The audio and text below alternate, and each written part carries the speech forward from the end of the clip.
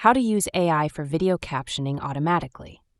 Hey guys, in today's video, I'm going to show you how to add automatic AI captions to your videos. So make sure to watch this video till the end and let's get started. There are many apps available right there for AI captioning automatically, but I use the CapCut app for my videos, automate AI subtitles.